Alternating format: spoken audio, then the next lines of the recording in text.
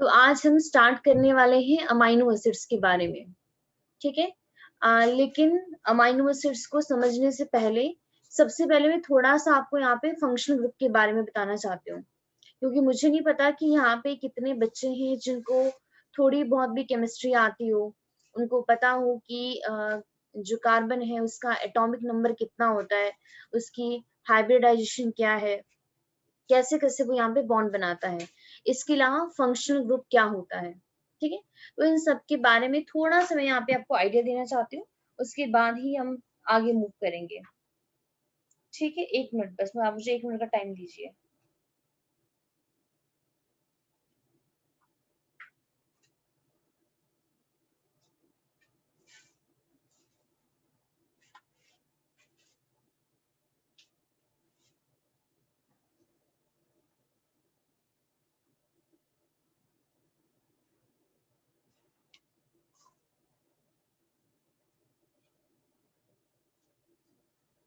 तो यहाँ पे सबसे पहले मैं आपको कुछ यहाँ पे जो कार्बन है, जैसे कल हमने बात की थी आपकी बायोमोलिक्यूल्स की, तो हमने क्या कहा था, बायोमोलिक्यूल्स क्या होती है, these are the organic compound which are present in the living organism, हमने इसी की बात की थी।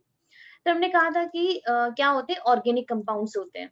लेकिन ऑर्गेनिक कंपाउंड्स क्या होते हैं, जो कार्बन कंटेनिंग होते हैं, यही बात की थी कि जो कार्बन कंटेन करते हैं। लेकिन ध्यान रखना, सारे कार्बन कंटेनिंग कंपाउंड ऑर्गेनिक नहीं होते हैं। जैसे अगर मैं आपको एग्जांपल दूं ना, CO2 का, CO2 क्या होती है, गैस होती है ना, कार्बन डाइऑक्साइड। लेकिन क्या आपको पता है CO2 इनऑर्गेनिक है, कार्बन कंटेनिंग है, लेकिन फिर भी क्या है, इनऑर्गेनिक है। तो यहाँ पे थोड़ा सा मैं आपको यहाँ पे कार्बन के बारे में बताना चाहती हूँ, क्योंकि आपको वो सारी चीजें यहाँ पे पता होनी चाहिए। और कुछ यहाँ पे बॉन्ड्स के बारे में बताऊंगी कुछ आपको, और कुछ यहाँ पे फंक्शन ग्रुप के बारे में बताऊंगी। अगर आपको वो सारी चीजें पता होंगी तो आपको मतलब अच्छी तरीके से समझ में आएगी आगे वाली बातें। लेकिन अगर ये नहीं आता तो बहुत मुश्किल हो जाएगा यहाँ पे आपको समझना, ठीक है। 1 मिनट, हाँ ठीक है। तो सबसे पहले तो यहाँ पे मैं आपको क्या बता रही हूँ कि जो कार्बन है, आप सबने अगर पीरियोडिक टेबल अभी तक लर्न नहीं किया है तो देखा तो सबने होगा, कि जो केमिस्ट्री होती है वहां पे एक पीरियोडिक टेबल होता है, जहाँ पे बहुत सारे एलिमेंट्स होते हैं और उनको सिक्वेंस वाइज लिखा होता है, जिसमें उनको कुछ हमने नंबर दिया होता है, जैसे 1 नंबर, 2 नंबर, 3 नंबर, 4 नंबर। अब ये जो नंबर है इसी को हम कहते हैं एटॉमिक नंबर, मतलब उस एटम का नंबर, एटॉमिक नंबर क्या है।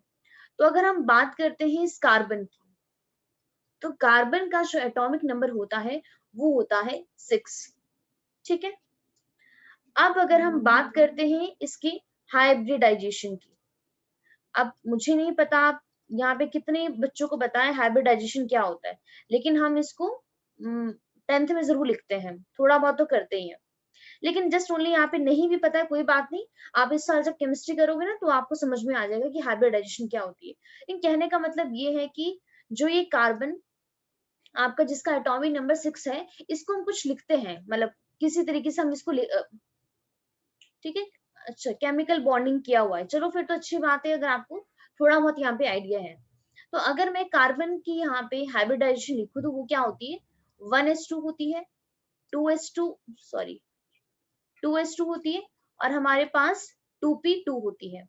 अब जिनको नहीं पता ये S क्या है, ये P क्या है, कोई बात नहीं, आपको केमिस्ट्री में समझ आ जाएगा। लेकिन जस्ट मैं आपको इतना बताना चाहती हूँ कि इसकी हाइब्रिडाइजेशन होती है 1s2, 2s2, 2p2। अब आपने 10th में हो सकता है कि हाइब्रिडाइजेशन ना की हो, लेकिन आपने इतना जरूर किया, आपने ऑक्टेट किया था ना, कि जैसे जितने भी एटम होते हैं सारे एटम के अंदर क्या होता है, सेंटर में न्यूक्लियस होता है, उसके बाद आप इस तरीके से ये ना कुछ ऐसे शेल दिखाते होते थे, और शेल में हम क्या दिखाते थे, यहाँ पे कुछ इलेक्ट्रॉन्स को दिखाते थे। तो अगर हम कार्बन की बात करते हैं ना, तो कार्बन का देखिए सेंटर में क्या है, सेंटर में तो यहाँ पे न्यूक्लियस है। तो इसके यहाँ पे ना 2 शेल होते हैं, एक शेल ये वाला होता है और दूसरा शेल ये वाला होता है, ठीक है, 2 शेल होता है। अब यहाँ पे इसका जो सबसे पहला शेल है ना, यहाँ पे इसके पास कितने इलेक्ट्रॉन होते हैं, 2 इलेक्ट्रॉन होते हैं। जिनको नहीं पता ये उनको मैं बता रही हूँ, ठीक है। यहाँ पे क्या होते हैं, 2 इलेक्ट्रॉन होते हैं।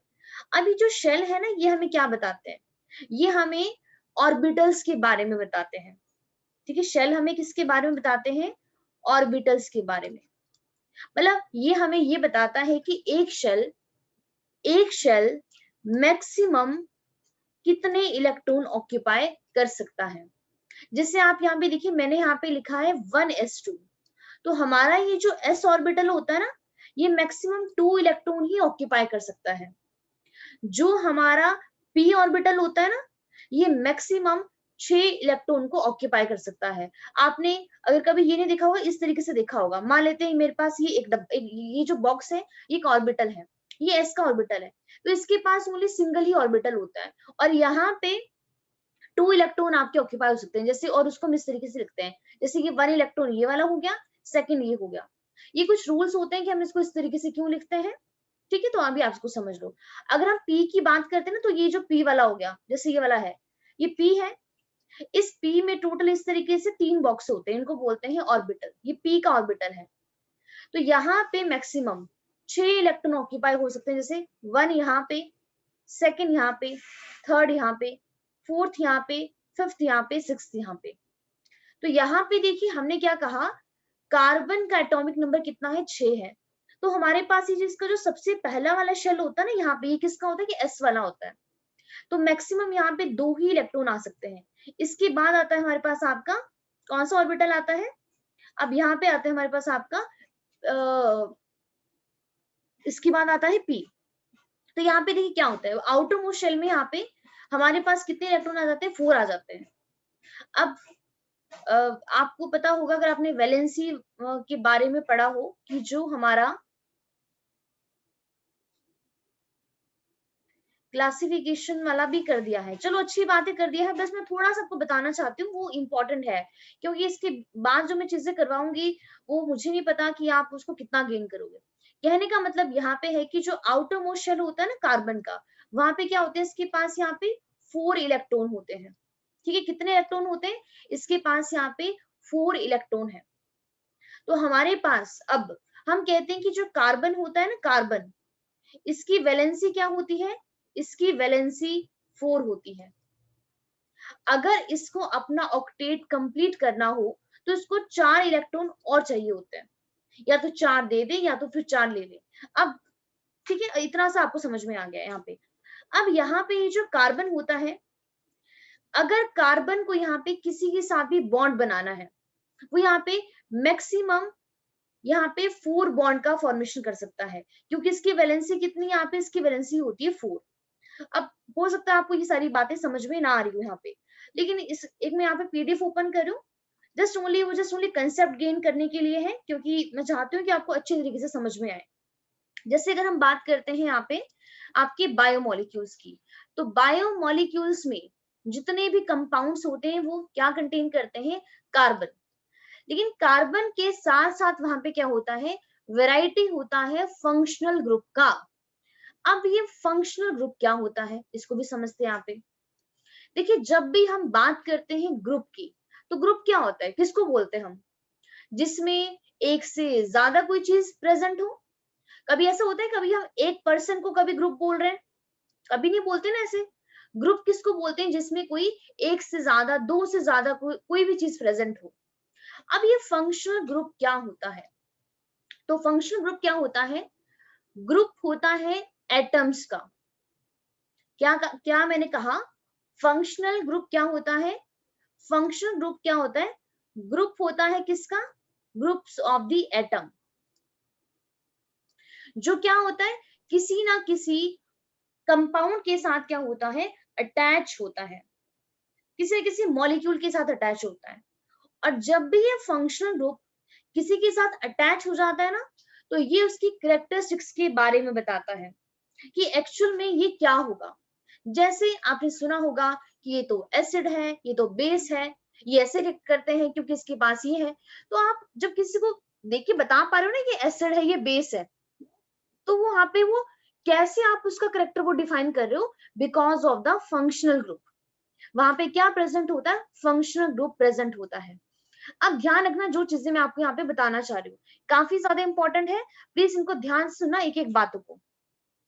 अब अगर हम बात करते हैं कार्बन की, और हो सके तो इनको प्लीज नोट कर लेना, क्योंकि इसके बिना आपको केमिस्ट्री भी समझ में नहीं आएगी और बायो की भी बहुत सारे कंसेप्ट समझ में नहीं आएंगे।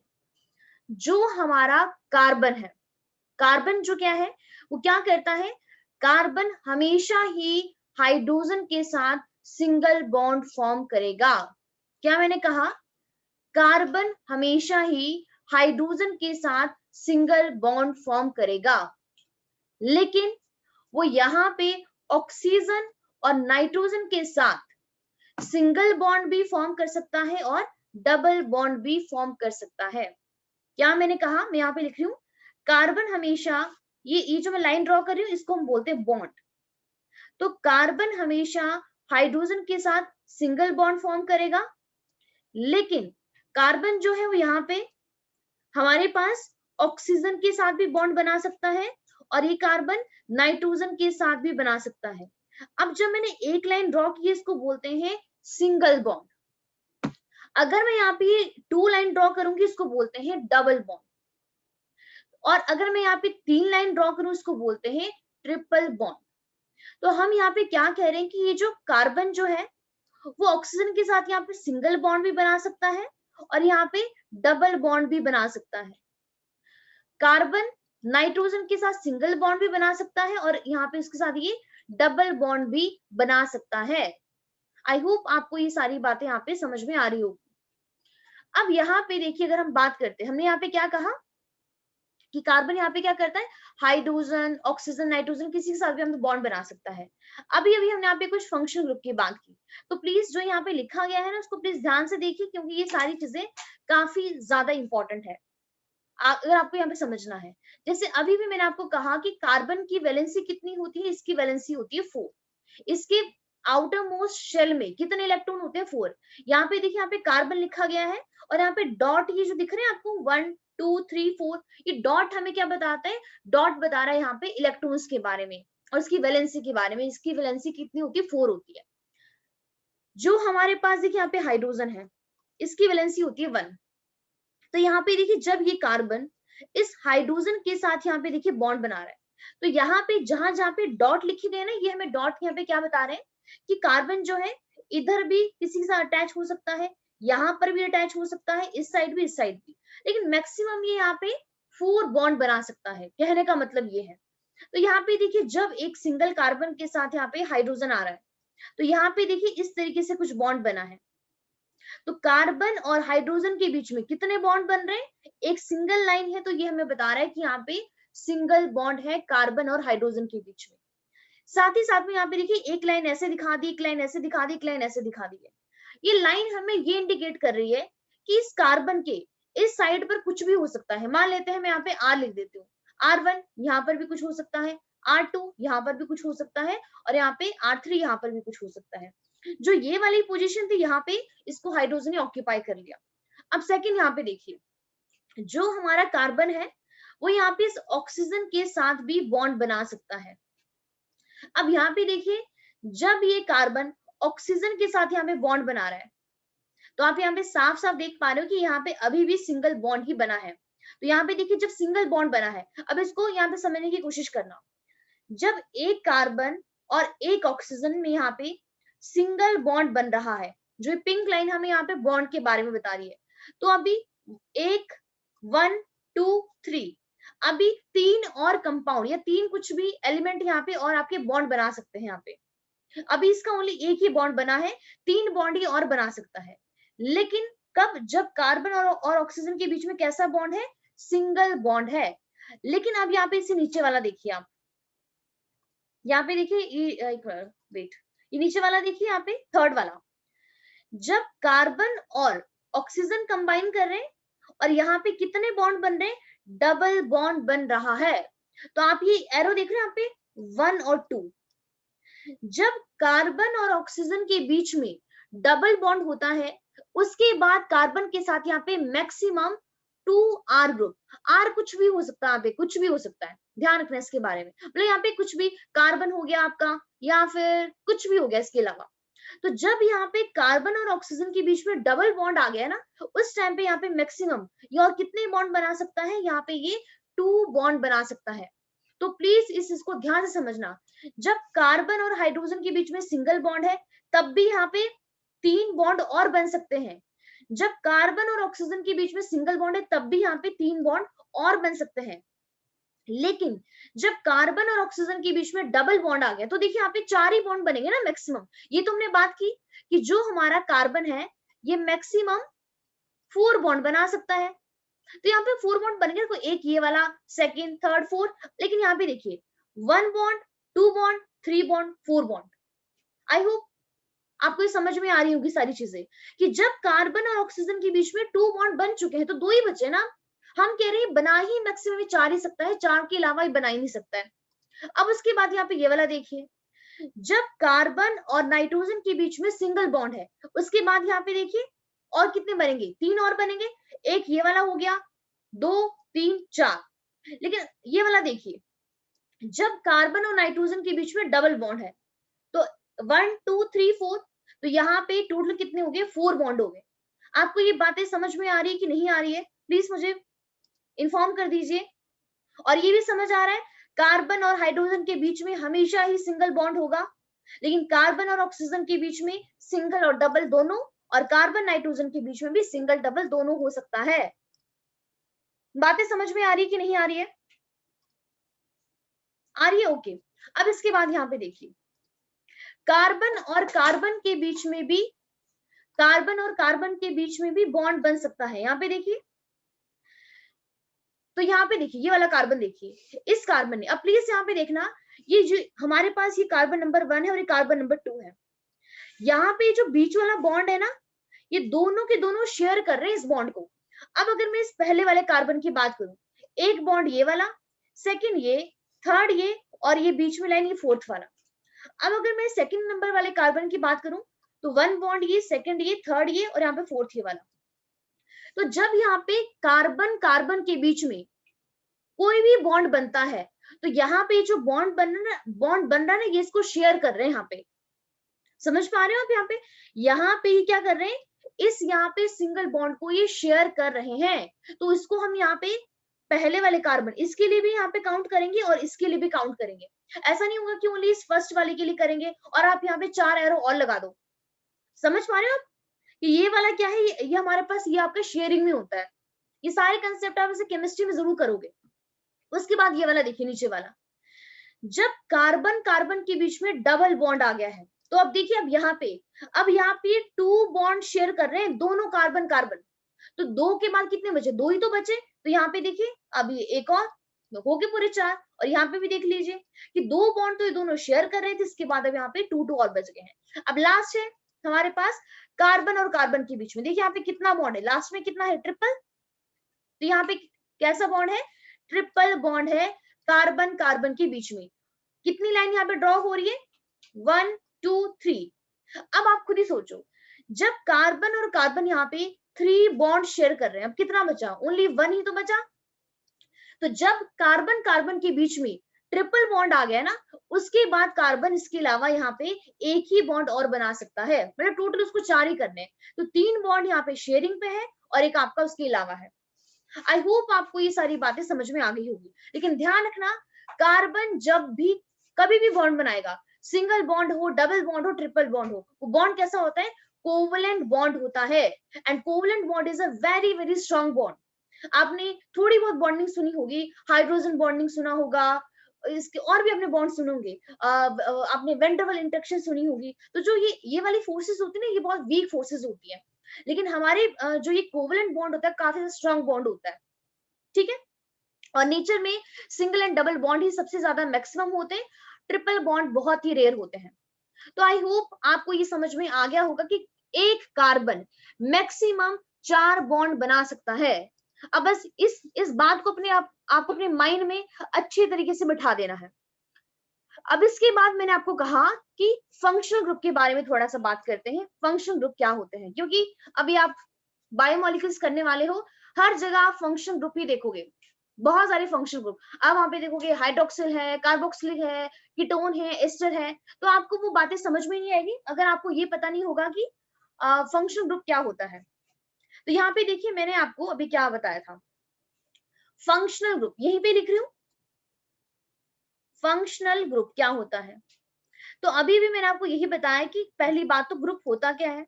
ग्रुप किसी भी चीज का मतलब ग्रुप किसको बोलते हैं? जब कोई एक दो से ज्यादा कुछ चीजें प्रेजेंट हो। एक सिंगल पर्सन को तो कभी हम ग्रुप बोलते नहीं है। तो ग्रुप क्या होता है हमारे पास, मतलब फंक्शनल ग्रुप क्या होता है? ग्रुप होता है, किसका ग्रुप होता है? ग्रुप ऑफ द एटम्स, जो किसी ना किसी मॉलिक्यूल के साथ अटैच होते हैं, उसको बोलते हैं फंक्शनल ग्रुप।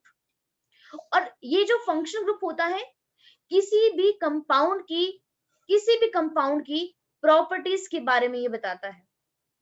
प्रॉपर्टीज कह लो या फिर आप कैरेक्टरिस्टिक्स कह लो।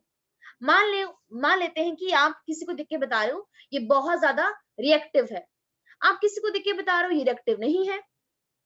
तो वो जो आप बता पा रहे हो ना किसी का, आप ये जैसे देखो, आप सबको पता है कि अगर आप अल्कोहल में, पेट्रोल में, डीजल में अगर आप आग लगाओगे, वो क्या करेगा? बर्न करेगा ना, बहुत ज्यादा बर्निंग होगी। तो बर्निंग किस वजह से हो रही है? आप ये उसकी प्रॉपर्टी बता रहे हो कि अगर हम पेट्रोल को, डीजल को या फिर केरोसिन ऑयल को यहाँ पे बर्न करेंगे, आग लगा देंगे, तो वो बहुत अच्छी तरीके से बर्न करेगा। तो बर्निंग प्रॉपर्टी उसमें किसकी वजह से आई है? Due to this functional group. तो फंक्शनल ग्रुप हमें किसी भी कंपाउंड की प्रॉपर्टीज के बारे में बताता है। आई होप आपको ये बातें समझ में आ गई होगी। अब यहाँ पे कौन कौन से फंक्शनल ग्रुप होते हैं? ऐसे तो बहुत सारे हैं, लेकिन अभी जो मैं आपको करवाने वाली हूँ वो वही वाले हैं जो हम अभी बायोमोलिक्यूल्स वाले चैप्टर में यहाँ पे डिस्कस करेंगे। सबसे पहले आप यहाँ पे ये देख लो, मिथाइल ही देख लो, ठीक है? मिथाइल। अब सबसे पहले यहाँ पे मिथाइल क्या होता है? सेंटर में एक कार्बन है, मतलब मिथाइल का अगर मैं फॉर्मूला यहाँ पे लिखूं तो मिथाइल होता है CH3। अब एक चीज आपको और बता दूं, एक होता है मिथाइल और एक होता है मिथेन। तो दोनों को सेम मत समझ लेना। मिथेन होता है CH4 और मिथाइल होता है CH3। अब अगर मैं सबसे पहले यहाँ पे मिथेन को बनाऊं, तो अब मिथेन क्या CH4 है, अब मिथेन के अंदर कार्बन है, तो आप सबको पता है कि कार्बन यहाँ पे मैक्सिमम कितने बॉन्ड बना सकता है? 4 बॉन्ड बना सकता है। तो अगर मैं यहाँ पे बॉन्ड दिखाऊं ना, तो मिथेन के पास कितने हाइड्रोजन है? 4 होते हैं। एक यहाँ पे होता है, इस तरीके से इसकी ज्योमेट्री होती है, एक इस तरीके से, एक इस तरह से, और एक यहाँ पे। इसको बोलते हैं टेट्रागोनल ज्योमेट्री। ये भी आप केमिस्ट्री में करोगे। तो कहने का मतलब यहाँ पर क्या आप देख सकते हो, जब इस कार्बन के साथ यहाँ पे 4 हाइड्रोजन अटैच हो गए हैं, मैक्सिमम ही 4 ही कर सकता है, 4 ही बॉन्ड बना सकता है, तो इसको हम नाम देते हैं मिथेन का। मिथाइल में क्या होता है? मिथाइल का फॉर्मूला होता है CH3। तो आपको साफ साफ यहाँ पे दिख रहा है कि अगर यहाँ पे 3 हाइड्रोजन है, यहाँ पे देखिए 1 2 3, तो अभी भी यहाँ पे ये R हमें क्या बता रहा है? ये जो सेंटर में जो कार्बन है ना, ये बोल रहा है कि अभी मैं एक बॉन्ड और बना सकता हूं, और यहाँ पे बॉन्ड बना के यहाँ पे क्या लिख दिया? R लिख दिया। अब ये R क्या है? R ही होता है फंक्शनल ग्रुप, कि आप यहाँ पे कुछ भी ऐड कर सकते हो, जो मर्जी आप ऐड करो, कुछ भी ऐड हो सकता है। कहने का मतलब ये है कि ये कार्बन यहाँ पे किसी और के साथ यहाँ पे कंबाइन हो सकता है, लेकिन मैक्सिमम में 4 ही बॉन्ड बनाएगा। सबसे पहला फंक्शन ग्रुप हम यहाँ पे अमाइनो करने वाले हैं, क्योंकि अभी हमें अमाइनो एसिड करना है, तो वहां पे अमाइनो ग्रुप जरूर आएगा। इसीलिए कल मैंने कहा था कि अमाइनो एसिड में अमाइनो ग्रुप भी होता है जो बेसिक होता है, एसिडिक ग्रुप भी होता है जो आपका उसको मतलब कार्बोक्सिल ग्रुप होता है जो एसिडिक होता है। तो यहाँ पे सबसे पहले आपको ये तो पता ही होना चाहिए कि हमारे पास जो मतलब ये ग्रुप्स यहाँ पे क्या क्या कर रहे हैं। तो जो अमाइनो ग्रुप है, अमाइनो ग्रुप ध्यान रखना, अमाइनो ग्रुप होता है NH2। अब यहाँ पे अगर आप ध्यान से देखोगे तो आपको इधर देखने से साफ साफ पता चल रहा है कि यहाँ पे जो एक सेंटर में नाइट्रोजन है, सेंटर में नाइट्रोजन है, एक साइड पे हाइड्रोजन है, मतलब दो साइड पे हाइड्रोजन है, और एक साइड पे यहाँ पे R लिखा गया है। अभी R हमें क्या बता रहा है कि R यहाँ पर कुछ भी हो सकता है। यहाँ पे कार्बन भी के साथ भी बॉन्ड बना सकता है, और यहाँ पे H कुछ भी यहाँ पे बना सकता है, लेकिन एक नाइट्रोजन मैक्सिमम 3 बॉन्ड बनाता है। समझ आ रही है चीजें आपको? दिख रहा है यहाँ पे कि एक नाइट्रोजन यहाँ पे मैक्सिमम 3 बॉन्ड बनाता है, लेकिन कार्बन यहाँ पे 4 बॉन्ड बना रहा था। तो यहाँ पे दो साइड पे यहाँ पे हाइड्रोजन आ गया है, ठीक है, अमाइनो में, और यहाँ पे एक साइड पे R, मतलब यहाँ पे आप कार्बन ही लगा दो, सॉरी R ग्रुप, हाँ सॉरी एक्चुअली R ग्रुप यहाँ पे कार्बन, कार्बन यहाँ पे आ गया है। समझ आ रहा है आपको कि नहीं आ रहा है? तो आर ग्रुप यहाँ पे हमें क्या बताता है? आर ग्रुप हमें यहाँ पे कार्बन के बारे में बताता है। तो यहाँ पे अगर मैं बनाऊं, अमाइनो का फॉर्मूला है NH2। यहाँ पे जो हाईलाइट किया गया ना, यहाँ पे आप ये देख पा रहे हो, ये वाला, ये ब्लू वाला पोर्शन, ये अमाइनो ग्रुप है, ये वाला। अगर मैं इसको रब करूं, ये जो हाईलाइट वाला पोर्शन है ये अमाइनो है। आर हमें यहाँ पे बता रहा है कि आर आप यहाँ पे कार्बन की जितनी लंबी चेन लगा दो, एक कार्बन लगा दो, दो लगा दो, तीन लगा दो, चार लगा दो, पांच लगा दो, जितने मर्जी कार्बन लगा दो।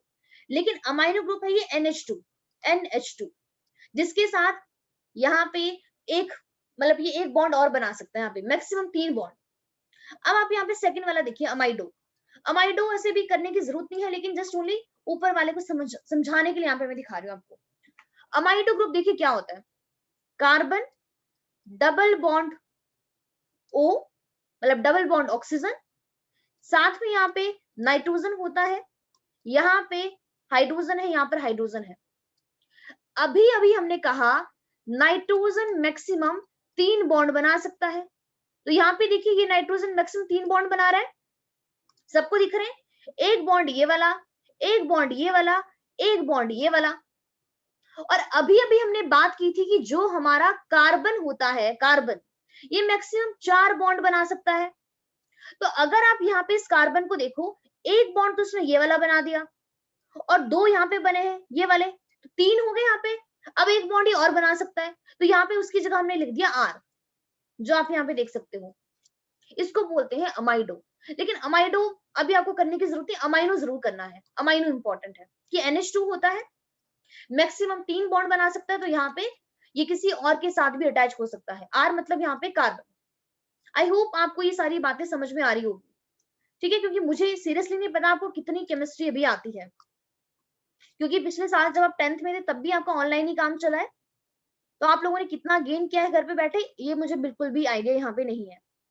अब यहाँ पे देखिए, आप सबसे पहले जो जो ग्रुप करने हैं उनको मैं यहाँ पे सबसे पहले हाईलाइट कर देती हूँ। उसके बाद आपको करना है aldehyde group, ketone group, carboxyl group, ये वाले। ये तो सारे ही बहुत इंपॉर्टेंट है। ये तो आप केमिस्ट्री भी करोगे वहां पर भी बहुत बार यूज होंगे, बायो करोगे वहां पर भी बार बार यूज होगा। अब ये देखिए कार्बोनिल ग्रुप, ध्यान से सुनना। कार्बोनिल ग्रुप क्या होता है? जब कार्बन के साथ ऑक्सीजन बॉन्ड बनाए डबल बॉन्ड के साथ, वो होता है कार्बोनियल ग्रुप। तो यहां पर जो एल्डिहाइड होता है ना, एल्डिहाइड ग्रुप होता है CHO। अब इसको हम कैसे लिखते हैं CHO को? तो यहाँ पे अगर मैं बनाऊं, यहाँ पे अभी भी मैंने कहा कार्बोनिल ग्रुप क्या है? कार्बन और ऑक्सीजन के बीच में डबल बॉन्ड, एक हाइड्रोजन बच गया। अभी अभी मैंने कहा था कार्बन और हाइड्रोजन के बीच में हमेशा ही सिंगल बॉन्ड होता है, कभी भी डबल बॉन्ड नहीं होगा। तो अगर कार्बन और ऑक्सीजन के बीच में यहाँ पे डबल बॉन्ड आ गया है, एक ही बॉन्ड बचा, मतलब हाइड्रोजन बच गया। अब हाइड्रोजन यहाँ पे दिखा दो, यहाँ पे। अब प्लीज ध्यान देना, इसको ऊपर नीचे कैसे भी लिख सकते हो। जो मैंने यहाँ पे ऐसे लिखा ना, आप इसको इस तरीके से भी लिख सकते हो, इस तरीके से। इसमें कुछ ऐसा नहीं है कि आपको इसमें बड़ा इसको मतलब उस तरीके से सजा के लिखना है कि नहीं नहीं जैसे बुक में लिखा है एज इट इज वैसे होना चाहिए। तो यहाँ पे देखिए 2 बॉन्ड ऑक्सीजन के साथ बन गए हैं, एक बॉन्ड यहाँ पे बन गया, कितने हो गए? 3 हो गए। अब एक बॉन्ड और बचा है, अब एक जगह लिख दो आर, मतलब यहाँ पे आप कुछ और भी लगा सकते हो। तो यहाँ पे ये देखिए एल्डिहाइड जो पिंक कलर से हाईलाइट किया गया है ना, इसको मैं और जूम कर देती हूँ अगर किसी को देखने में इधर कोई भी प्रॉब्लम आ रही है तो।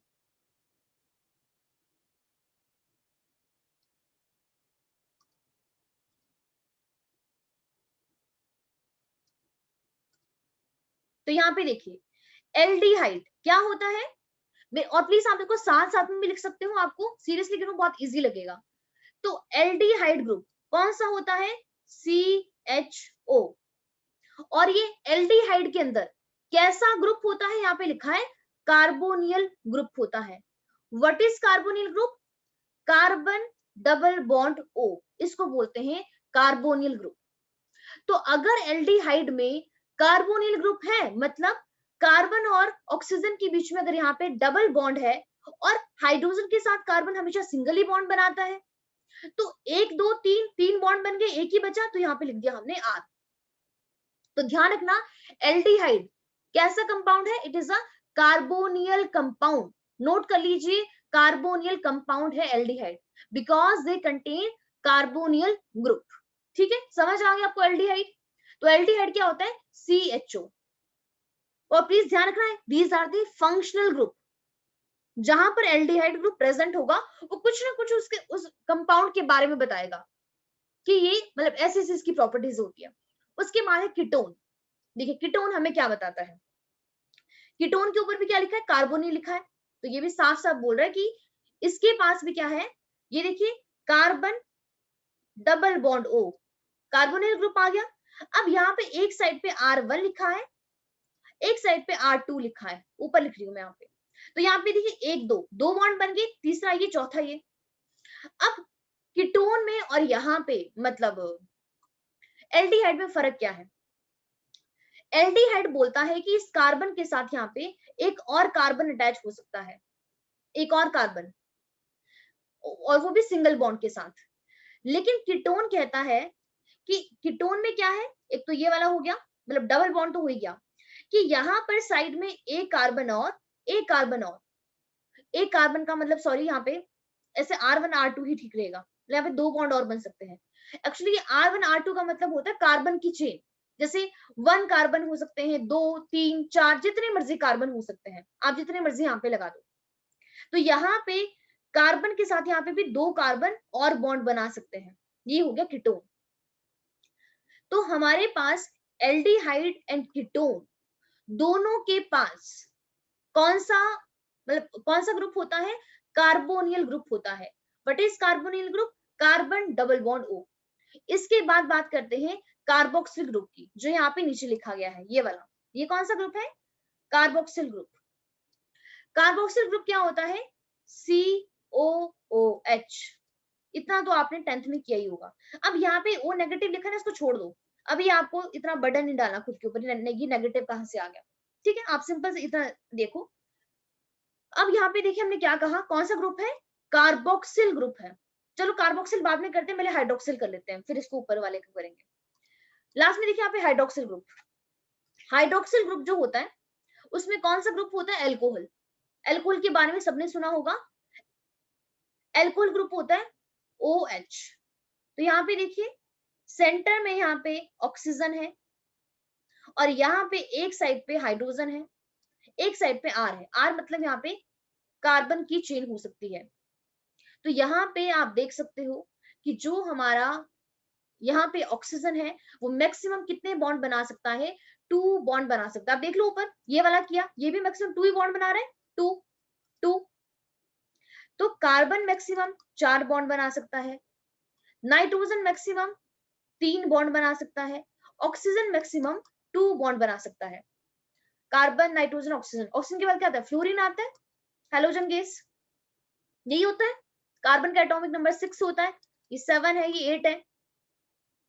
उसके पास हेलोजन के पास ओनली 1 ही बचता है ना। तो यहाँ पे देखिए ऑक्सीजन को ओनली यहाँ पे 2 ही इलेक्ट्रॉन चाहिए होते हैं अपना शेल कंप्लीट करने के लिए।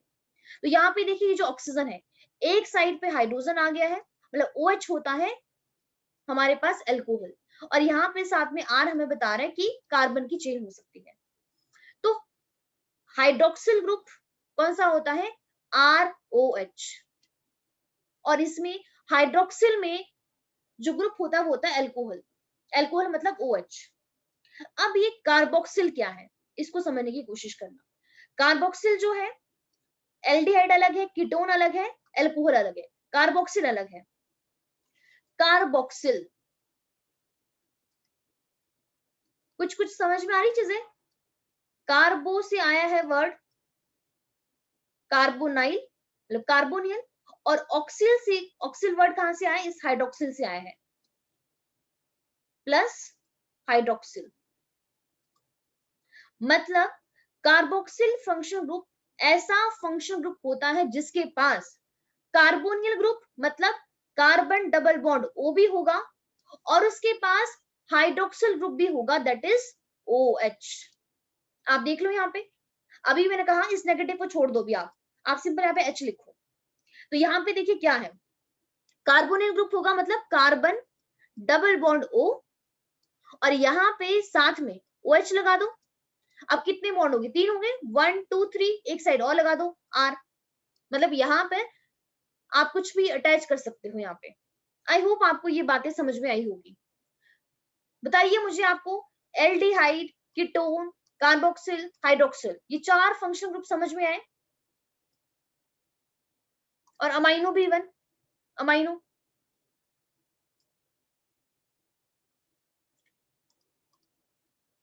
क्लियर है? प्लीज एक बार बता दीजिए, किसी को भी अगर ना समझ में आ रहा हो।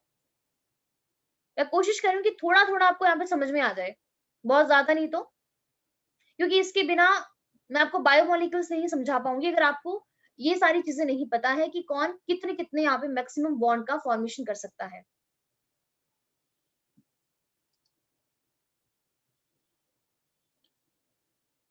लिख दिया है। इसके बाद आप ओनली दो, बस ओनली आपको अब यहाँ पे 2 बॉन्ड और यहाँ पे वो करने हैं, ईथर और एस्टर।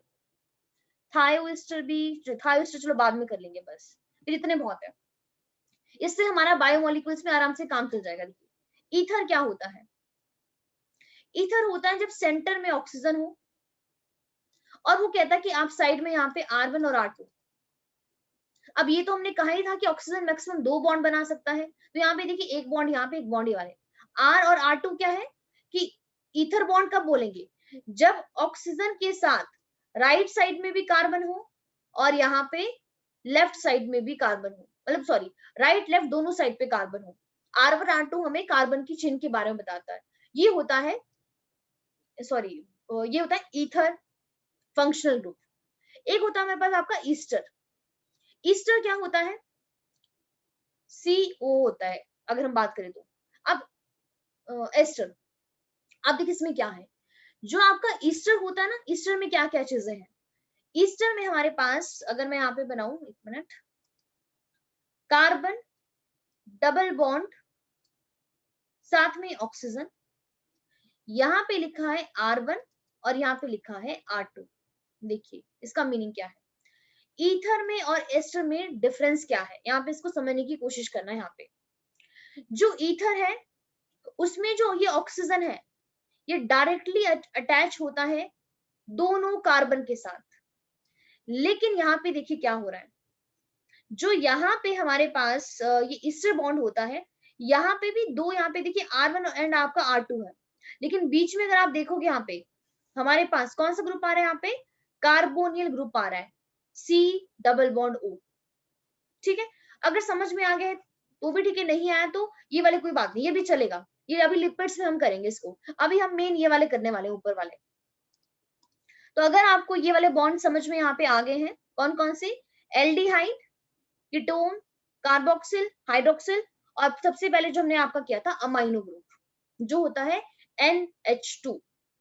ठीक है, समझ में आ गया इतना?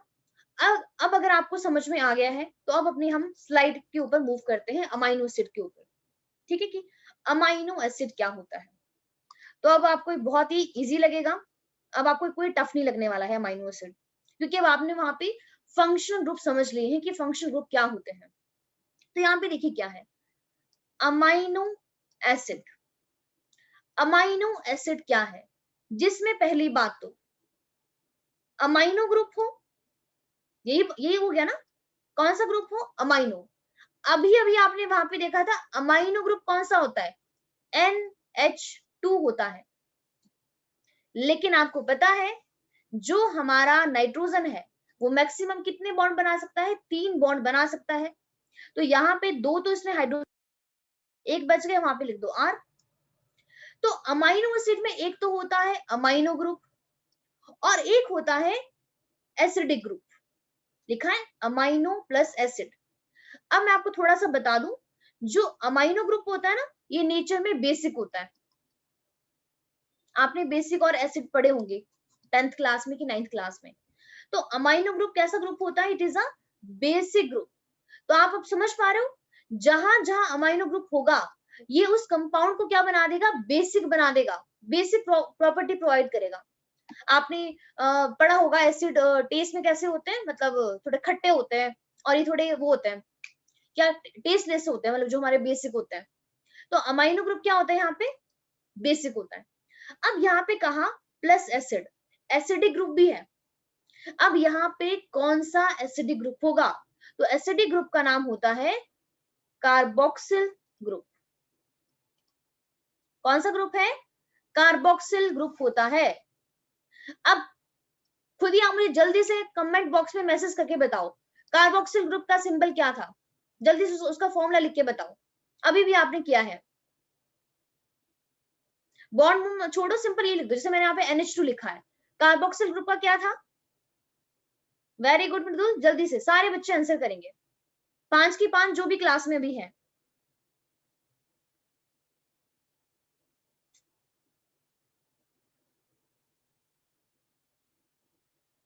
भूल गए हो? नोट नहीं किया था अभी साथ साथ में सबने?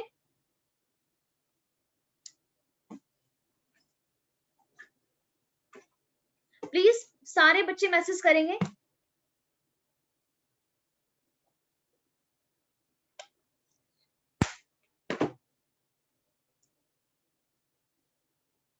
दिव्यम, कमलप्रीत, परिणीति, प्लीज आप भी आंसर करोगे।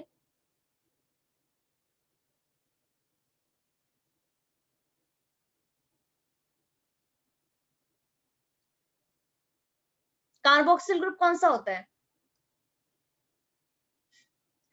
परिणीति, मैंने क्वेश्चन पूछा, अमाइनो एसिड में एक होता है बेसिक ग्रुप जो होता है अमाइनो, सेकंड होता है एसिडिक ग्रुप जो होता है कार्बोक्सिल। मैं कह रही हूं कि इसका मुझे फॉर्मूला बताओ। जैसे अमाइनो का होता है NH2 केमिकल फॉर्मूला, इस यहाँ पे एसिडिक ग्रुप आपका कार्बोक्सिल ग्रुप है, तो कार्बोक्सिल ग्रुप का वो बताइए। दिव्यम, कमलप्रीत, प्लीज जल्दी से आंसर दीजिए।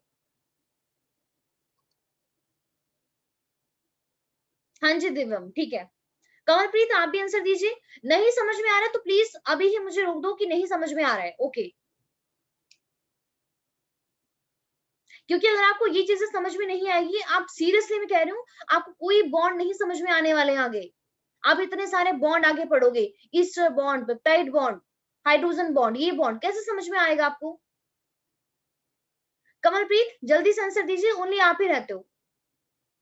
अभी मैंने कहा था कि प्लीज आप इनको नोट कर लो, क्योंकि ये इंपॉर्टेंट है, यही अब यूज होने बार बार। बताइए कमलप्रीत, कार्बोक्सिल ग्रुप कौन सा, इसका सिंबल बताइए।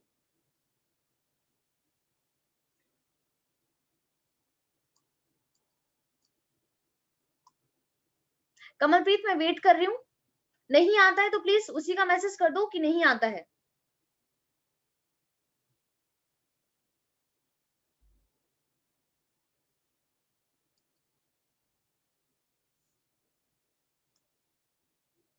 कार्बोक्सिल ग्रुप होता है, जो आप सबने सही आंसर दिया, COOH, जिसमें कार्बोक्सिल मतलब कार्बोनियल ग्रुप भी होगा, ऑक्सिल मतलब हाइड्रोक्सिल ग्रुप भी होगा। तो नजर आई तो रहा है हमें यहाँ पे, OH हाइड्रोक्सिल ग्रुप है, CO कार्बोनियल ग्रुप है। इसको ऐसे लिखते हैं ना, कार्बन डबल बॉन्ड O, और यहाँ पे OH, एक यहाँ पे R लगा दो, क्योंकि मैक्सिमम ये 4 बॉन्ड बना सकता है। और यही मैंने आपको कल करने को दिया था। तो अब यहाँ पे देखते हैं अमाइनो एसिड का स्ट्रक्चर। लेकिन सबसे पहले यहाँ पे अमाइनो एसिड को समझने से पहले, ऐसे तो आपको समझ में आ ही जाएगा क्योंकि इतना कुछ अब आप कर चुके हो। तो अभी मैंने कहा था कि मीथेन क्या होता है? CH4 होता है। क्या होता है मीथेन? CH4 मतलब सेंटर में कार्बन और 4 साइड से यहाँ पे हाइड्रोजन है। तो आप देख सकते हो इसने पूरे बॉन्ड बना दिए हैं। मैक्सिमम ये कार्बन 4 बॉन्ड बना सकता है, 4 के 4 बॉन्ड बना दिए हैं, 1 2 3 4। अब अमाइनो एसिड में क्या होता है, बस ये इसी से रिलेटेड है, क्योंकि आपके एनसीईआरटी में थोड़ा सा ये लाइन लिखी गई है कि जो अमाइनो एसिड होते हैं ना, they are substituted as a methane. इसका मीनिंग क्या है देखिए, यहाँ पे अगर मैं एक मिनट एक पेपर ही क्रिएट कर लेती हूँ।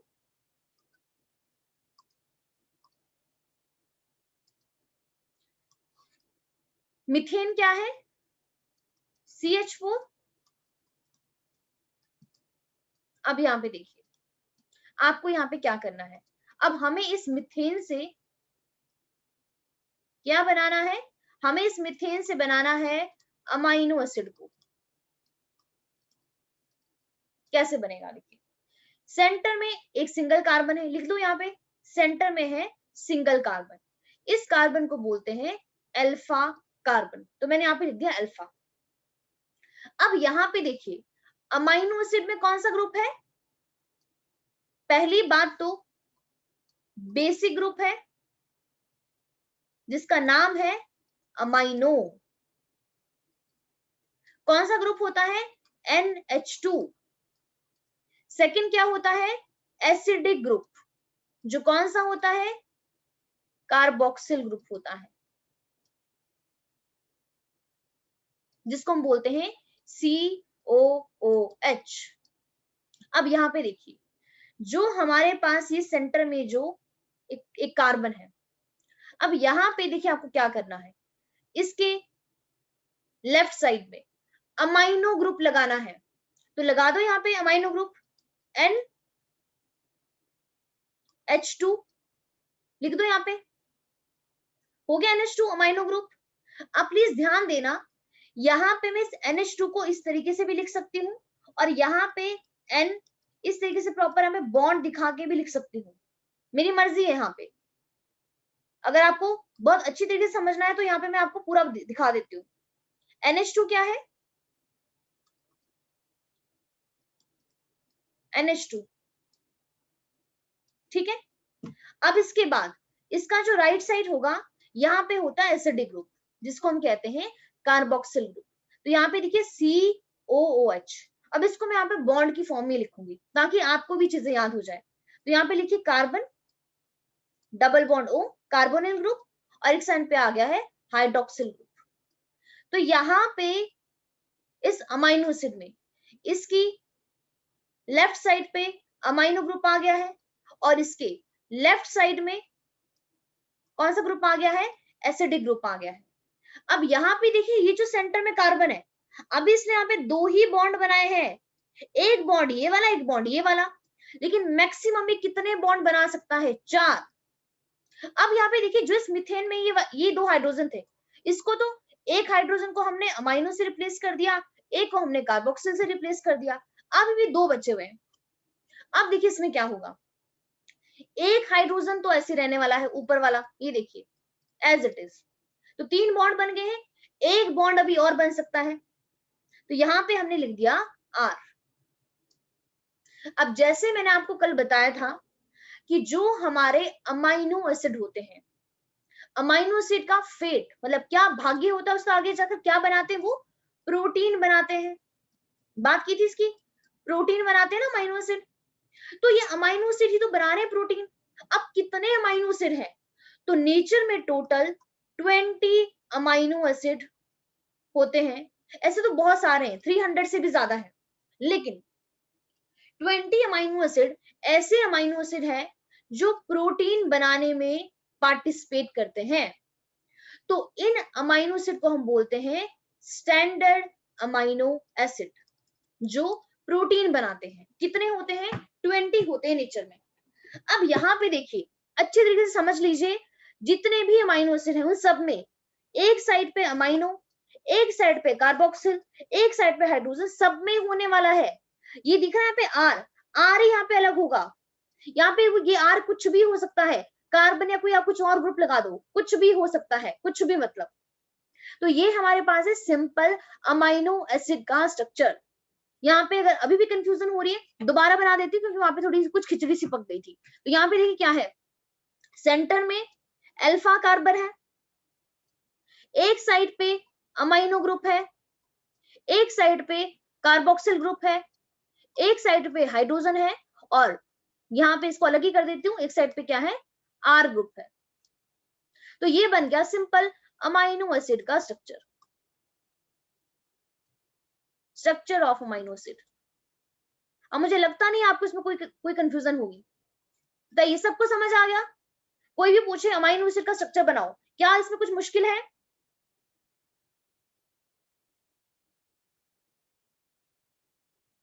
बताइए।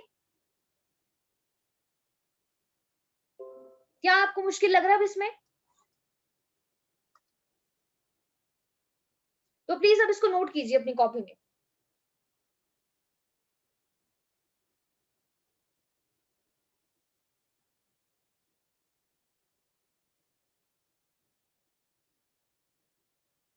अब एक चीज आपको और बता दूं मैं यहाँ पे, जो हमारा अमाइनो एसिड है, आप देख सकते हो इसके पास यहाँ पे बेसिक ग्रुप भी है जो अमाइनो है, इसके पास यहाँ पे एसिडिक ग्रुप भी है जो आपका कार्बोक्सिल है। अब ऐसा कंपाउंड जिसके पास एक के अंदर ही एसिड भी हो और बेस भी हो, उसे कहते हैं एम्फोटेरिक। नोट कर लीजिए, एम्फोटेरिक। एक्चुअली एम्फो का मतलब होता है ड्यूल, ड्यूल मतलब दो दो, तो इसके पास दोनों ग्रुप है, एसिडिक भी है और यहाँ पे बेसिक ग्रुप भी है। तो अमाइनो एसिड क्या होते हैं? एम्फोटेरिक होते हैं, जिनके पास एसिडिक और बेसिक दोनों ही प्रॉपर्टी होती है। अब एसिड क्या होता है, बेस क्या होता है, उसको भी मैं आपको बाद में बताऊंगी।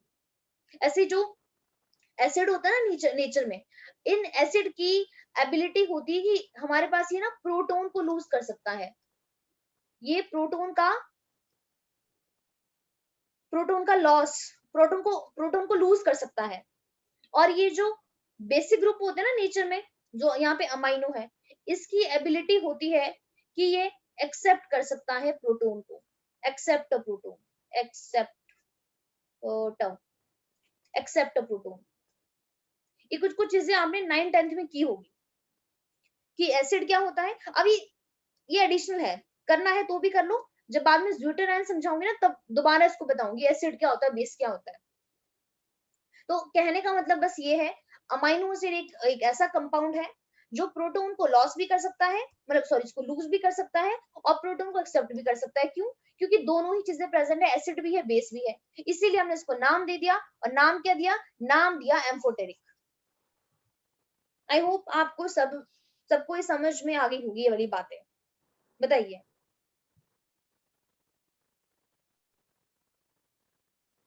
सबने नोट कर लिया है?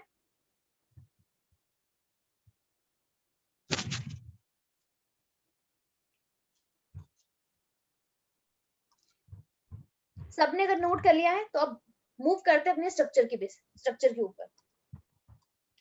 आज आप यहाँ पे सारे अमाइनो एसिड ही करने वाले हो, सारे अमाइनो एसिड। हमने कहा भी यहाँ पे 20 अमाइनो एसिड हैं जो इसमें पार्टिसिपेट करते हैं, प्रोटीन की फॉर्मेशन में पार्टिसिपेट करते हैं। तो अभी मैं यहाँ पे आपको वो सारे 20 अमाइनो एसिड्स ही करवाने वाली हूँ। तो एक्चुअली कल हमने ये वाला स्ट्रक्चर मैंने आपको करवाया था, मैंने कहा था जस्ट ओनली थोड़ा सा मजाक मजाक में हमने थोड़ा सा किया था कि आप देख लो, लेकिन इसका डिटेल वर्जन हम कल करेंगे। ठीक है?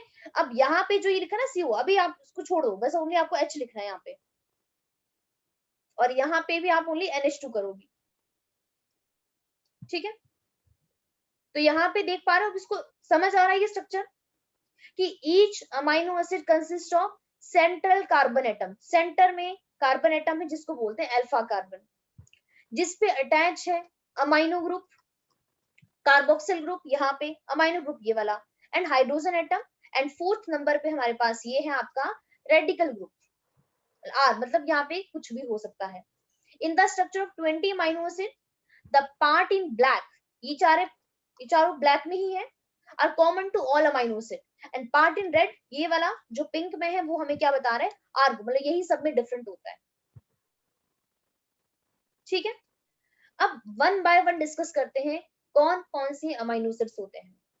सबसे पहले बात करते हैं non polar aliphatic amino acid के बारे में। आई होप आपको पता होगा एलिफेटिक क्या होता है, सिंपल चेन वाले होते हैं ना, रिंग वाले को बोलते हैं एरोमेटिक। ठीक है? तो यहाँ पे सबसे पहला अमाइनो एसिड आप देखिए, सबसे पहला अमाइनो एसिड है ग्लाइसिन। ग्लाइसिन को शॉर्ट फॉर्म में हम ग्लाइ भी बोलते हैं, GLY, और इसका सिंबल होता है G।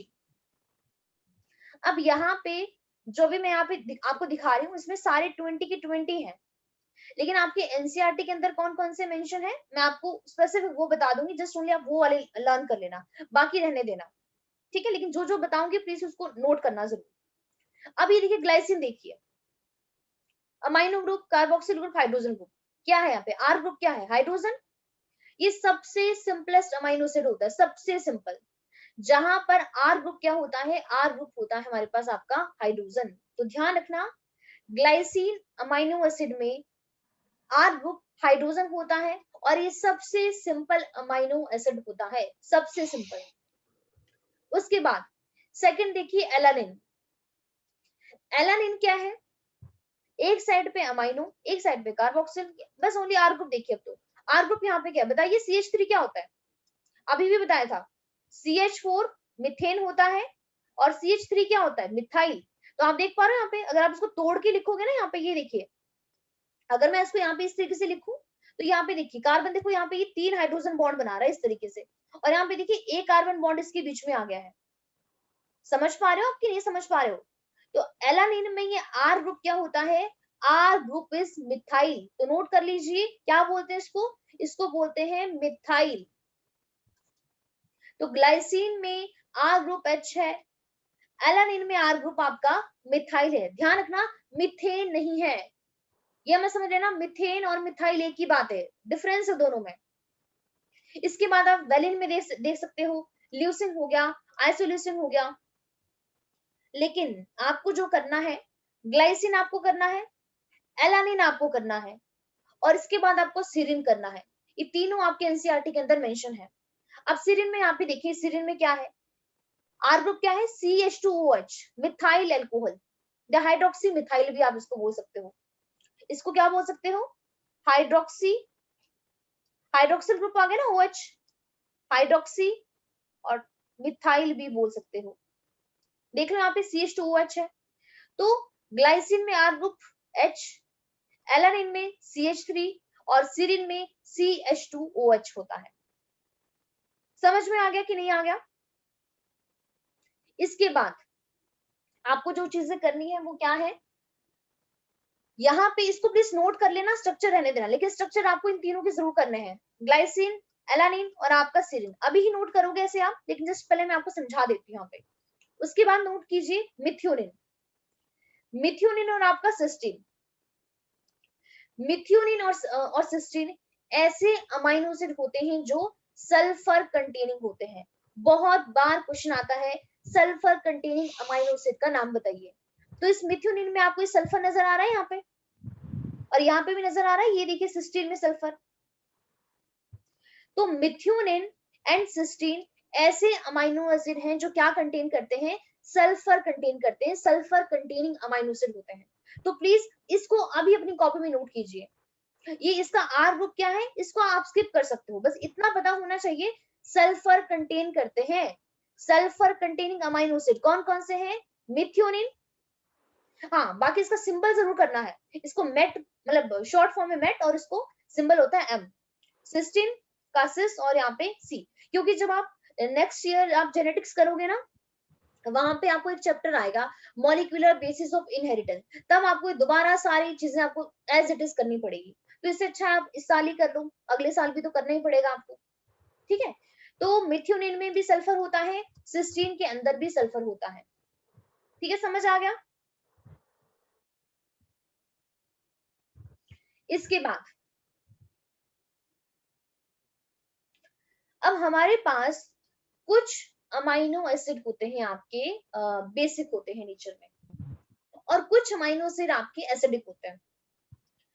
अब आप खुद ही बताइए, ऐसे सारी बातें खुद ही समझने वाली हैं, और आप तो काफी ज्यादा स्मार्ट बच्चे हो सारे के सारे।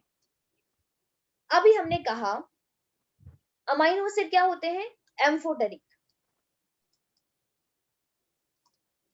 एसिडिक भी होता है और बेसिक भी होता है, दोनों चीजें हैं। तो हम इसको एक तरीके से न्यूट्रल ही मान लो, आप न्यूट्रल हो गया ना, एसिड भी आ गया बेस भी आ गया, दोनों ने एक दूसरे को न्यूट्रल कर दिया, यहाँ पे जो आप देख सकते हो।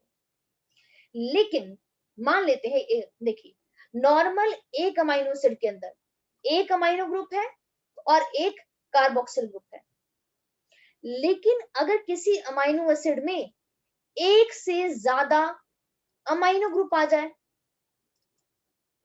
या किसी अमाइनो एसिड में एक से ज्यादा कार्बोक्सिल ग्रुप आ जाए, तो क्या होगा यहाँ पे, एक एक तो नॉर्मली प्रेजेंट है, मान लेते हैं ये वाला अमाइनो एसिड है, यहाँ पे एक अमाइनो ग्रुप आपका और आ गया है, अब यहाँ पे दो दो अमाइनो ग्रुप हो गए।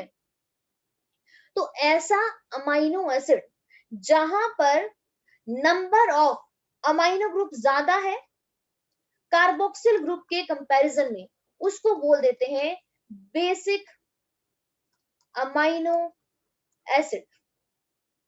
और ऐसा अमाइनो एसिड जहां पर ये कार्बोक्सिल ग्रुप क्या है, ज्यादा है अमाइनो ग्रुप के कंपैरिजन में, मान लेते हैं यहाँ पे आर पे आपका ये वाला आ गया, तो दो दो कार्बोक्सिल ग्रुप अब यहाँ पे हो गए, उसको बोल देते हैं acidic amino acid. I hope आपको ये बातें समझ में आई होगी, नहीं आई है स्ट्रक्चर के बेसिस पे समझते हैं। ये नेक्स्ट देखिए यहाँ पे, सबसे पहले आप यहाँ पे देखिए एस्पाराजिन, ये देखिए, और सेकंड में यहाँ पे देखिए ग्लूटामिन। अब एस्पाराजिन में देखिए, यहाँ पे देखिए क्या हो रहा है, एक अमाइनो ग्रुप ये वाला था, एक कार्बोक्सिल ये वाला था, ठीक है, 1 1 है। अब इसका आर ग्रुप देखिए, आर ग्रुप में क्या है, CH2 है, और यहाँ पे हमारे पास क्या है, ये तो चलो कार्बोनिल आ गया, ये देखिए यहाँ पे अमाइनो ग्रुप दिख रहा है NH2, यहाँ पर 2 2 अमाइनो ग्रुप आ गए, एक अमाइनो ग्रुप ये वाला था और एक अमाइनो ग्रुप ये वाला है, तो इसीलिए एस्पाराजिन कैसा अमाइनो एसिड होता है, बेसिक अमाइनो एसिड होता है। आई होप आपको ये बात समझ में आई होगी। सेकंड ग्लूटामिन देखिए, अमाइनो ग्रुप यहाँ पे आ गया, दो दो अमाइनो ग्रुप है, कार्बोक्सिल ग्रुप ओनली 1 ही है, तो ग्लूटामिन भी कैसा अमाइनो एसिड होता है,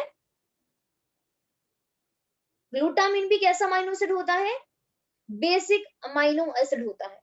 तो asparagine and glutamine both are basic amino acid. एक हमारे पास लाइसिन भी होता है, जो मुझे भी यहाँ पे नजर नहीं आ रहा, आगे देखते हैं।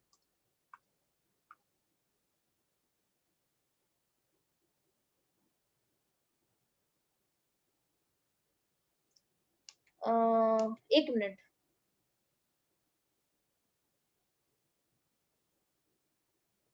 वेट, रियली सॉरी, सॉरी, जो हमारे पास एस्पाराजिन है और ग्लूटामिन है, सॉरी यहाँ पे शायद कार्बोनिल ग्रुप की वजह से हम इसको बेसिक में कंसिडर नहीं करते हैं, एक मिनट वेट, मुझे चेक करने दीजिए।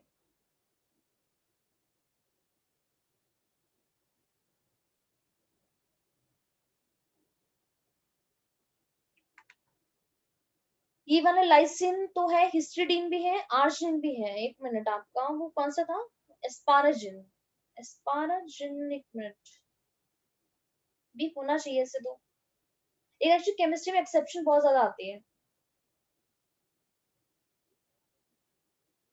ये ठीक है, non charged, actually sorry, really sorry, जो आपका एस्पाराजिन होता है ना, ये आपका अनचार्ज होता है। देखिए इसका मीनिंग क्या है, चार्ज और अनचार्ज का मतलब क्या है, सिंपल सी बात है कि देखिए अगर हमारे पास एसिडिक ग्रुप है या फिर बेसिक है, तो उनका वहां पे कोई ना कोई चार्ज तो होता ही है, ठीक है, एसिड का भी कोई ना कोई चार्ज होता है, बेसिक का भी कोई चार्ज होता है, लेकिन सॉरी यहाँ पे मैं पढ़ना भूल गई, अनचार्ज है। जो एस्पाराजिन है और जो ग्लूटामिन है, नो डाउट यहाँ पे हमारे पास आपका अमाइनो ग्रुप है और यहाँ पे आपका कार्बोनिल भी है, लेकिन यहाँ पे जब हम इसका नेट चार्ज कैलकुलेट करते हैं ना, चार्ज देखते हैं कि कितना चार्ज बाद में बचा है, तो अक्सर ये हमारे पास न्यूट्रल आता है, अनचार्ज, कोई चार्ज नहीं होता इसके ऊपर, तो सॉरी ये आपका पॉजिटिवली चार्ज नहीं होता है, रियली सॉरी। ठीक है, आगे बताती हूँ पॉजिटिवली चार्ज कौन कौन से हैं। पॉजिटिव चार्ज में हमारे पास आपका लाइसिन चला आता है, एक मिनट कहाँ गया ये वाला, अब सॉरी लाइसिन देखिए आप, रियली सॉरी, प्लीज नोट कर लेना वहां पे, जो आपका कार्बोनिल था, कार्बोनिल ग्रुप होने की वजह से वो वहां पे न्यूट्रलाइज हो जाता है, तो यहाँ पे देखिए पॉजिटिवली चार्ज आर ग्रुप, ये वाला देखिए यहाँ पे लाइसिन देखिए, अमाइनो ग्रुप आपका कार्बोक्सिल ग्रुप H है, और यहाँ पे इसकी आर चेन देखिए, हाँ ये सॉरी, ये देखिए यहाँ पे 2 2, लाइसिन के केस में क्या सिंबल है इसका, लाइस, और इसको हम शॉर्ट फॉर्म में के बोलते हैं। तो लाइसिन में दो दो अमाइनो ग्रुप है और कार्बोक्सिल ग्रुप ओनली 1 ही है, तो जो हमारे पास बेसिक अमाइनो एसिड होते हैं ना, बेसिक को ही बोलते हैं पॉजिटिवली चार्ज अमाइनो एसिड। जो आप यहाँ पे लाइसिन के केस में देख सकते हो कि यहाँ पे दो दो अमाइनो ग्रुप होने की वजह से इसके ऊपर नेट चार्ज, अगर आप यहाँ पे चार्ज कैलकुलेट करोगे ना, कि अगर हम पूछते कि आप बताइए इसके पास नेगेटिव चार्ज है पॉजिटिव चार्ज है, तो हम देखते हैं कि लाइसिन में इसका ओवरऑल चार्ज क्या होता है, पॉजिटिव होता है। तो इसीलिए इसको बोलते हैं बेसिक अमाइनो एसिड। इसके अलावा आप आर्जिनिन को देख सकते हो, यहाँ पे भी देखिए, यहाँ पे भी देखिए हमारे पास क्या होते हैं, यहाँ पे 2 अमाइनो ग्रुप है। तो आर्जिनिन भी कैसा अमाइनो एसिड होता है, it is a basic amino acid. और लास्ट में हिस्टिडीन देखोगे अगर आप, तो हिस्टिडीन भी क्या होता है, बेसिक अमाइनो एसिड होता है। यहाँ पे नेट चार्ज यहाँ पे पॉजिटिव आता है। इसके बाद अगर हम बात करते हैं आपके नेगेटिवली चार्ज अमाइनो एसिड की, नेगेटिव चार्ज का मतलब होता है एसिडिक अमाइनो एसिड। तो एसिडिक अमाइनो एसिड का मतलब क्या है, मोर नंबर ऑफ एसिडिक ग्रुप, यही हो गया ना, मोर नंबर ऑफ एसिडिक ग्रुप।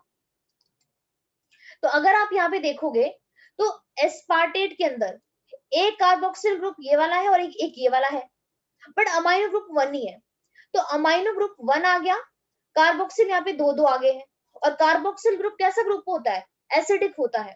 तो एस्पार्टेट, या आप इसको, अब एक चीज और यहाँ पे लिखा गया है एस्पार्टेट, कई कई जगह एस्पारेटिक एसिड भी लिखा होता है, एक ही बात होती है।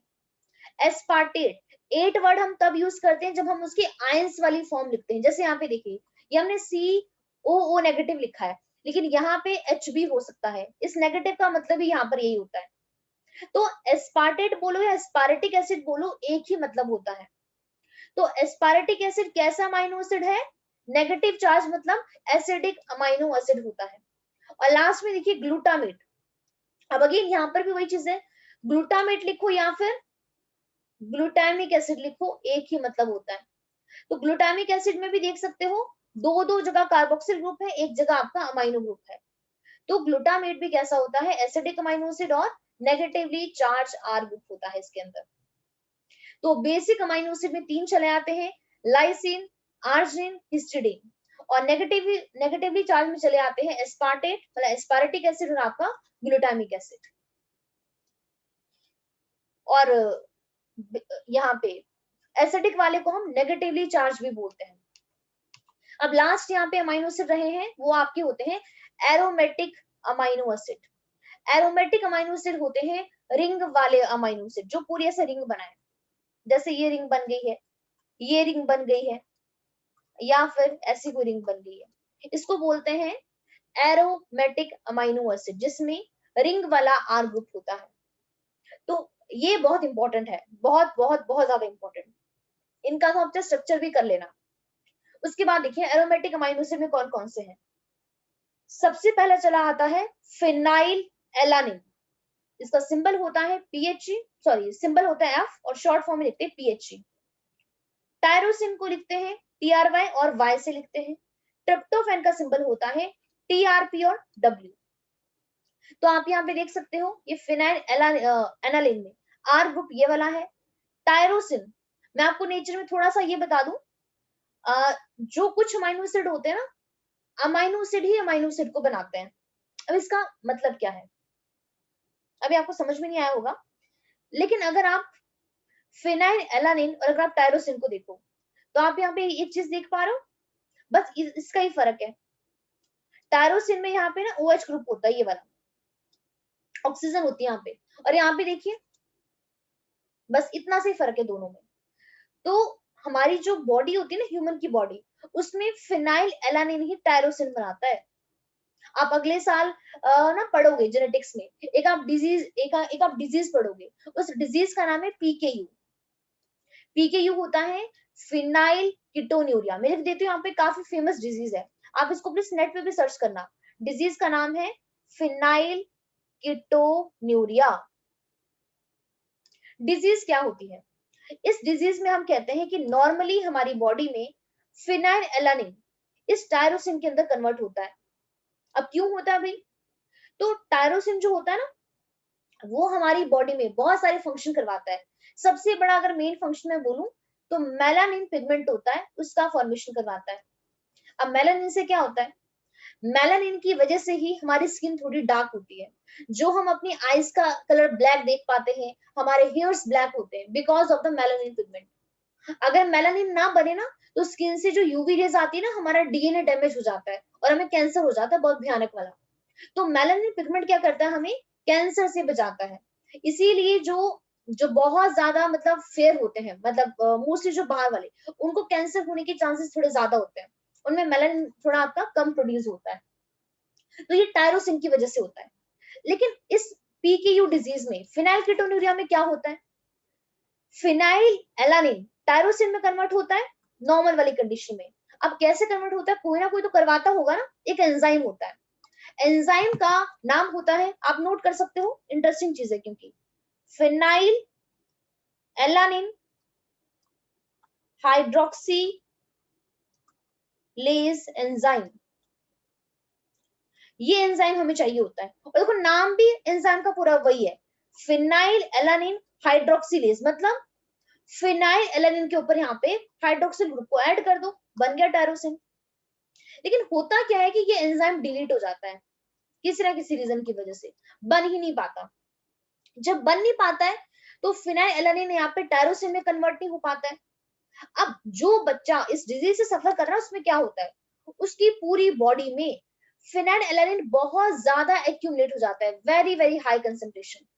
और इतनी कंसंट्रेशन हो जाती है कि बेचारा एक जो बच्चा होता है वो मेंटली रिटार्डेड हो जाता है, ग्रोथ नहीं हो पाती है उनकी प्रॉपर, समझ नहीं। और कई बार तो क्या होता है, इजिली उनकी डेथ भी हो जाती है। लेकिन जो पर्सन इस डिजीज से मतलब बॉर्न होता है ना, तो नॉर्मली उसमें ये रिकमेंडेड किया जाता है कि आपको प्रोटीन रिच चीजें आपको कम लेनी है, क्योंकि प्रोटीन में अमाइनो एसिड्स होते हैं, ठीक है। तो इसलिए वहां पे उनको ये बोला जाता है कि आपको प्रोटीन रिच फूड नहीं लेना होता है। तो यहाँ पर ये कहानी थी। उसके बाद तो फिनाइल एलानिन टायरोसिन ट्रिप्टोफैन, ये कैसे अमाइनो एसिड है, एरोमेटिक अमाइनो एसिड है। आई होप आपको ये सारी बातें समझ में यहाँ पे आ गई होंगी। काफी हमने यहाँ पे अमाइनो एसिड को डिस्कस कर लिया है, ठीक है। बॉन्ड कैसे बनता है ये मैं आपको बाद में बताऊंगी, एक बार जस्ट सुन ले आप। यहाँ पे देखो, ये आपका एनसीईआरटी का डायग्राम है जो मैं इधर लेकर आई हूँ, ये वाले। ग्लाइसिन में आर ग्रुप हाइड्रोजन है, एलानिन में आर ग्रुप मिथाइल है, और सीरिन में क्या है, CH2OH। तो प्लीज आप इसको नोट कीजिए अपनी कॉपी में, ये एनसीईआरटी के अंदर डायग्राम है। ग्लाइसिन में हाइड्रोजन, एलानिन में मिथाइल, और सीरिन में आपका मिथाइल एल्कोहल, एल्कोहल कंटेनिंग होता है।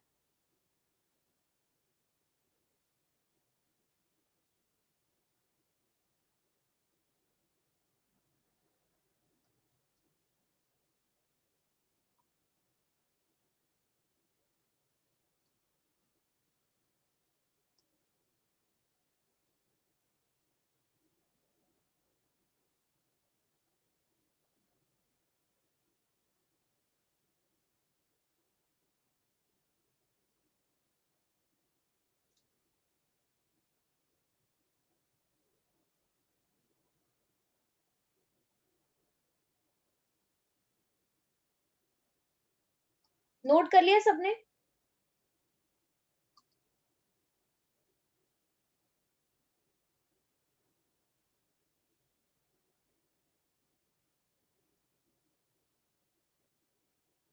अमनजोत, दिव्यम, परिणीति, कमलप्रीत,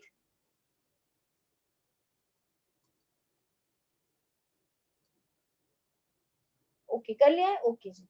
अगर आपने ये नोट कर लिया है तो इसके बाद पेप्टाइड बॉन्ड कैसे बनता है वो भी आपको बताऊंगी, लेकिन उससे पहले एनसीईआरटी का ही ये वाला डायग्राम है जब वो एक्चुअली प्रोटीन सिंथेसिस समझा रहे हैं।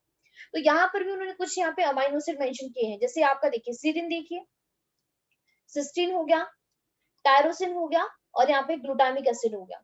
तो इसके आर ग्रुप भी आपको करना है, क्योंकि ये भी एनसीईआरटी का ही पार्ट है, एनसीईआरटी में ही ये वाला डायग्राम।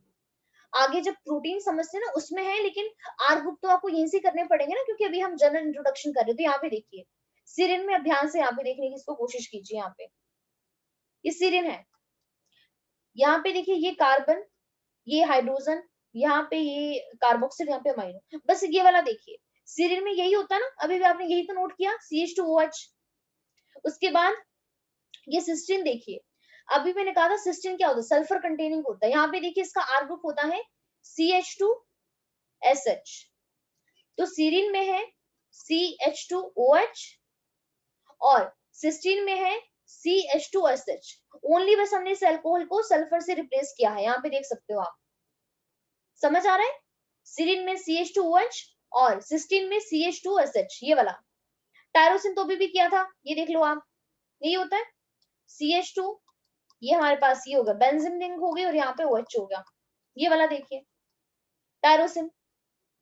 और लास्ट में ग्लूटामिक एसिड, मतलब एसिडिक अमीनो एसिड है, दो दो कार्बोक्सिल ग्रुप होते हैं। R ग्रुप होता है CH2, CH2 और आपका COH, इसको भी नोट कर लीजिए।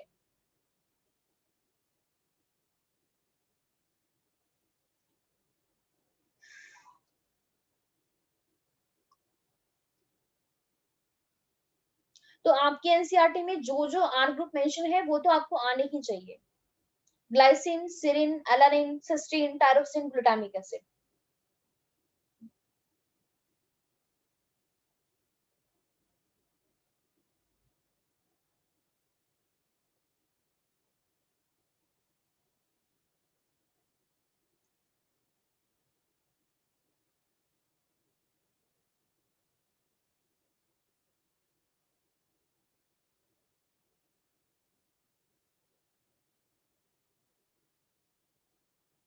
नोट कर लिया सबने?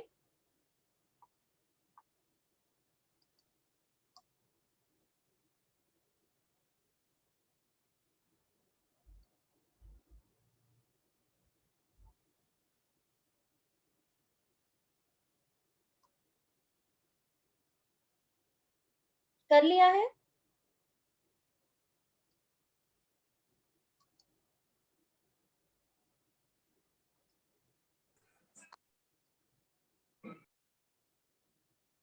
ठीक है,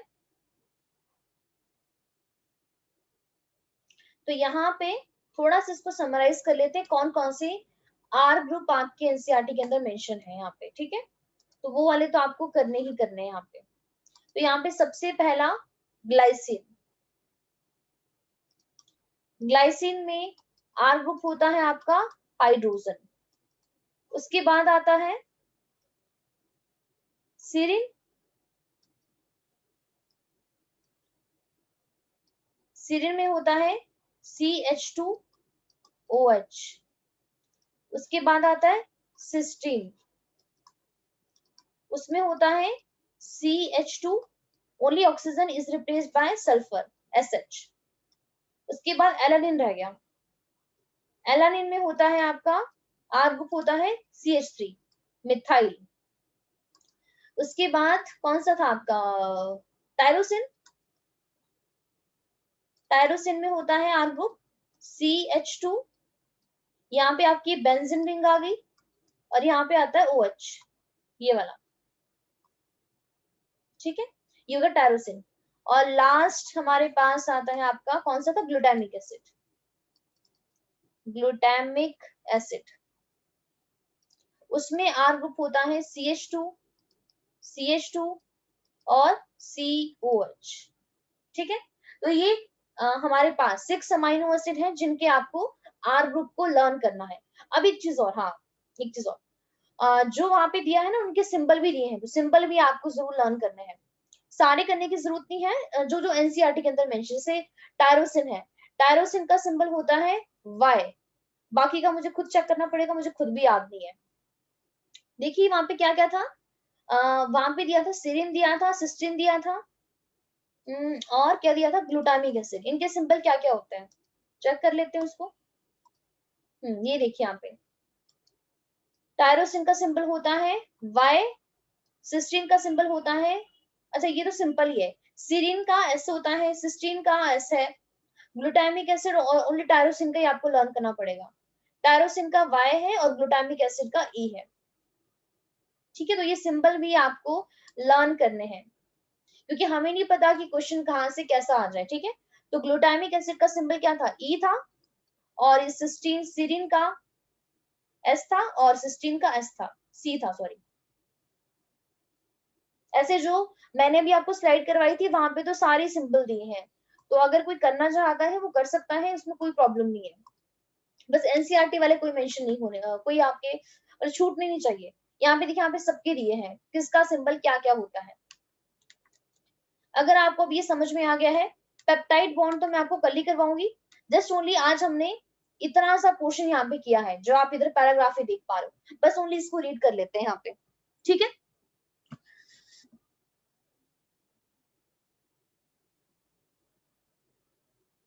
इसमें से भी लास्ट लाइन ऐसी है जो अभी की ही नहीं है।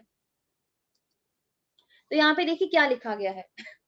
अमाइनो एसिड्स क्या है? अमाइनो एसिड्स क्या होते हैं? Are organic compound. Organic compound है, बताइए, कार्बन कंटेनिंग है, containing amino group and an acidic group, substitute on the same carbon, that is alpha carbon. तो आपने देखा एक ही अल्फा कार्बन है, मतलब एक ही कार्बन है, इसी के साथ ही अमाइनो ग्रुप है और इसी के साथ ही कार्बोक्सिल ग्रुप है। Hence they are called alpha amino acid. They are substituted methane. तो आप देख सकते हो हमने मिथेन को सब्स्टिट्यूट किया है। क्यों, कैसे किया है? आई होप आपको समझ में ऐसे आ गया होगा, क्योंकि मिथेन होता है ना CH4, तो मिथेन को मतलब मिथेन को रिप्लेस करते रहो इस हाइड्रोजन से, तो बन जाएगा amino acid. So there are 4 substitute group, 4 होते हैं सब्स्टिट्यूट ग्रुप, जो क्या ऑक्यूपाई करते हैं? 4 वैलेंसी पोजीशन। इसीलिए कार्बन मैक्सिमम 4 बॉन्ड बना सकता है। सो दीज आर, कौन कौन से सब्स्टिट्यूट ग्रुप होते हैं? Hydrogen, carboxyl group, amino group and a variable group designated R group. Variable का मतलब होता है जो वेरी करेगा, मतलब कुछ भी हो सकता है। So based on the nature of R group, अब आर ग्रुप तो कुछ भी हो सकता है। So there are many amino acid, बहुत सारे अमाइनो एसिड है। However those which occur in protein, लेकिन प्रोटीन के अंदर जो अमाइनो एसिड होते हैं वो कितने होते हैं? Are of the 20 type. कितने होते हैं? ओनली 20। तो 20 को बोलते हैं स्टैंडर्ड अमाइनो एसिड। उसके बाद the R group in this proteinaceous amino acid, अब वो क्या क्या हो सकता है? कुड बी हाइड्रोजन, अगर हाइड्रोजन होगा आर ग्रुप तो अमाइनो एसिड क्या बनेगा? ग्लाइसिन बनेगा। अगर आर ग्रुप मिथाइल ग्रुप है तो अमाइनो एसिड एलानिन बनेगा। अगर आर ग्रुप हाइड्रोक्सी मिथाइल है तो बनेगा सीरीन, एक्सेट्रा एक्सेट्रा, जितने मर्जी आप लगा लो। अब उसके बाद देखिए लास्ट यहाँ पे पैराग्राफ हमें क्या बता रहा है? The chemical and physical properties of amino acid, उसकी क्या केमिकल क्या फिजिकल प्रॉपर्टीज है वो भी एसेंशियल होती है। मतलब उसको एक फिजिकल और क्या केमिकल प्रॉपर्टी होगी अमाइनो एसिड को, वो कौन डिसाइड करेगा? उसका अमाइनो और उसका कार्बोक्सिल और उसका आर फंक्शन, ये तीनों ही डिसाइड करने वाले हैं। So based on the number of amino carboxyl group there are acidic amino acid. तो एसिडिक में किसका एग्जांपल दिया है? ग्लूटामिक एसिड का। लेकिन आप नोट कर लीजिए एस्पारेटिक एसिड भी एसिडिक अमाइनो एसिड होता है। क्यों? क्योंकि उसके बाद दो दो कार्बोक्सिल ग्रुप होते हैं और इसको हम क्या बोलते हैं? इसको हम नेगेटिवली चार्ज अमाइनो एसिड भी बोलते हैं। बेसिक में किसका एग्जांपल दिया है? लाइसिन का। 3 एग्जांपल किए थे हमने बेसिक में, लाइसिन, आर्जिनिन और आपका हिस्टिडीन। और न्यूट्रल भी होता है लाइक वेलिन, ठीक है। तो यहाँ पे प्लीज ध्यान रखना, एसिडिक में आता है ग्लूटामिक एसिड, बेसिक में आता है लाइसिन, न्यूट्रल में आता है valine. Similarly there are aromatic amino acid, ring वाले भी होते हैं, एरोमेटिक भी होते हैं। कौन कौन से? 3 ही किए थे, टायरोसिन, फिनाइलएलानिन, ट्रिप्टोफैन, ये किए थे, ट्रिप्टोफैन, टायरोसिन, फिनाइलएलानिन। अब ये जो लास्ट में लाइन लिखी गई है ना, ये वाली, ये लाइन तो मैं आपको कल समझाऊंगी, इसमें काफी टाइम लगेगा, बस ओनली भी रीड कर देती हूँ सिंपल। क्या वो बोल रहा है?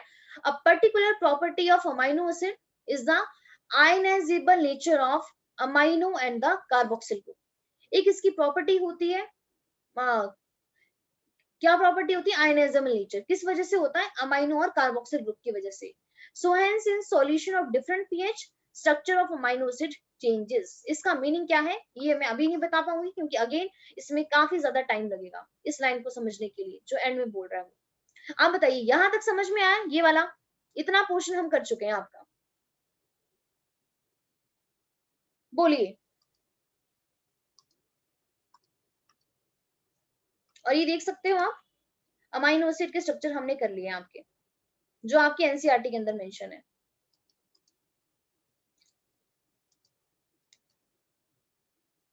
ये ज्विटरनाइन वाला कंसेप्ट है, ये आपको कल मतलब नेक्स्ट क्लास में समझाऊंगी, ठीक है।